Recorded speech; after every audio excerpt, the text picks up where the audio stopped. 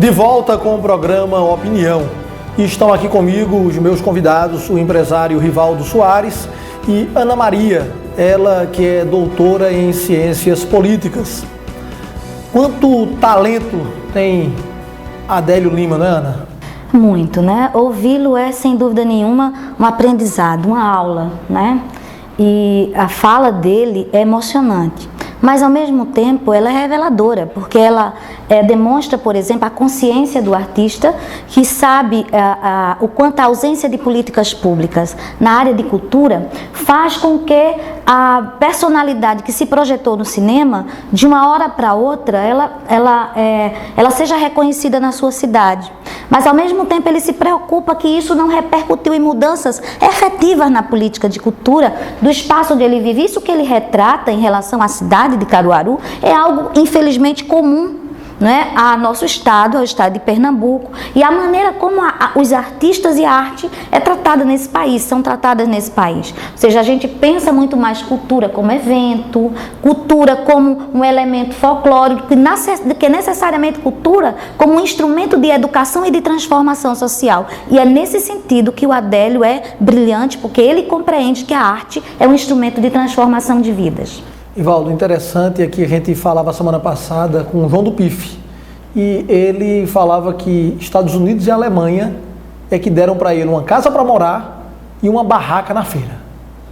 Mas é isso, né? O Adélio falou aí de uma figura de Caruaru que é o Papa Popó e ele tem uma frase interessante: Caruaru é celeiro de artistas e cemitério de artistas. Infelizmente, Adélio retrata exatamente o preconceito que o próprio povo às vezes tem dos seus artistas. Foi preciso ele malhar, né, durante os eventos de Caruaru, para que alguém lá de fora visse nele a capacidade que ele tem como artista, e como outros, né, que saíram de Caruaru, que estão hoje no sul do país, saíram de Pernambuco, que estão no sul do país, porque infelizmente nosso estado, nosso município e os demais municípios, creio eu, do estado, não dão essa condição de trabalho para que a cultura seja não só um elemento, né, de mostrar a vivência de um povo, a vida de um povo, né, como esse povo vive, mas acima de tudo ser o ganha-pão, ser economias, gerar recursos para os municípios do nosso estado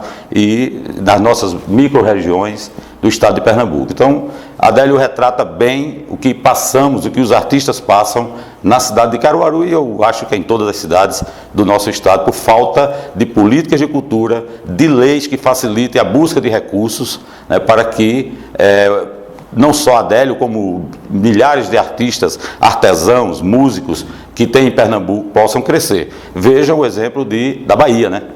A Bahia, ela vende a cultura dela, ganha dinheiro com cultura. Infelizmente aqui a gente ainda está muito incipiente nesses projetos de desenvolvimento e de projeção da cultura pernambucana. E veja só, na minha opinião, a gente vê aí Olinda, Recife, a gente vê ali Jaboatão, aquela região dos mangues também sendo esquecidas. Isso é no carnaval, isso é durante o ano inteiro. No mês de abril, muitas coisas estão por vir, inclusive uma queda no valor da conta de energia. É isso mesmo, Wagner? Explica aí pra gente. Desde que foi implantada a bandeira vermelha nas contas de energia, nós brasileiros passamos a pagar bem mais caro pela energia que recebemos em nossas casas ou também nos estabelecimentos comerciais. Porém, foi anunciado que no mês de abril iria sair da bandeira vermelha para a bandeira verde. E a população, será que ela acredita que realmente a conta vai baixar? É o que nós vamos saber agora.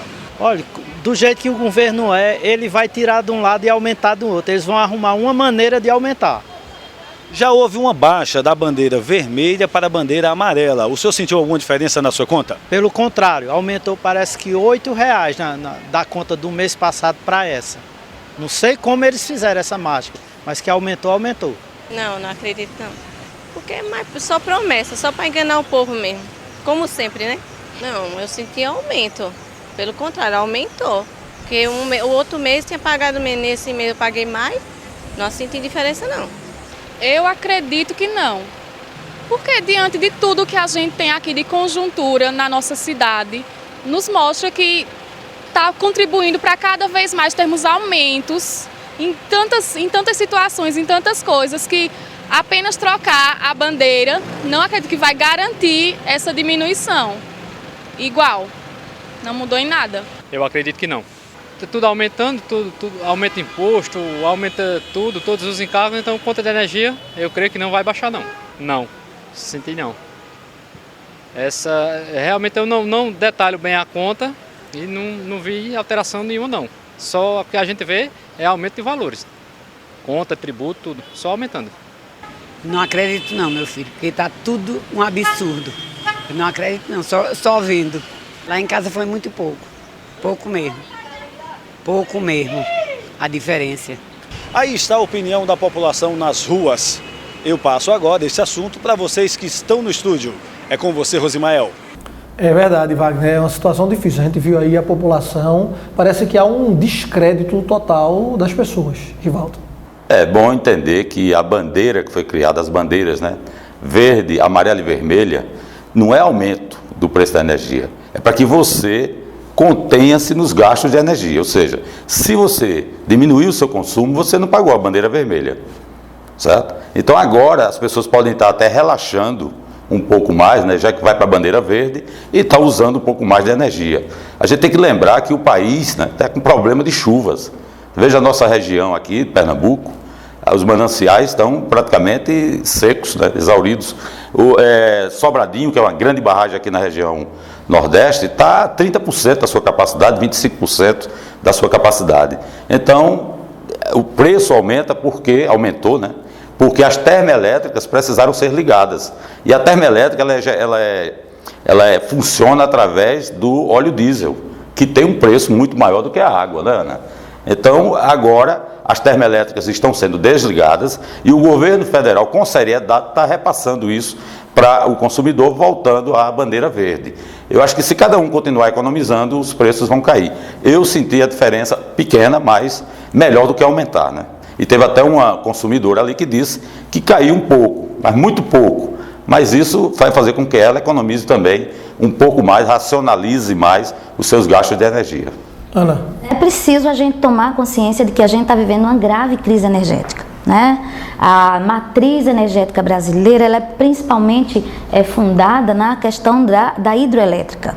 E a crise climática que o mundo vive tem repercutido muito fortemente nessa experiência da nossa experiência brasileira. Então, independente da gente estar preocupado já com a questão do aumento, porque a energia está cara sim, porque ela está escassa, né? A gente não pode esquecer que está cara.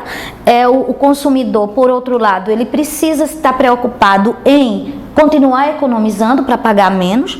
Por outro lado, o governo nem os meios de comunicação podem liberar, dizer que a situação está mais ou menos acomodada, porque não está. Os mananciais ainda estão muito secos. E por outro lado, há um desafio de gestão no Brasil, que é criar alternativas de outras matrizes energéticas. Aqui no Brasil nós exploramos muito pouco a energia solar.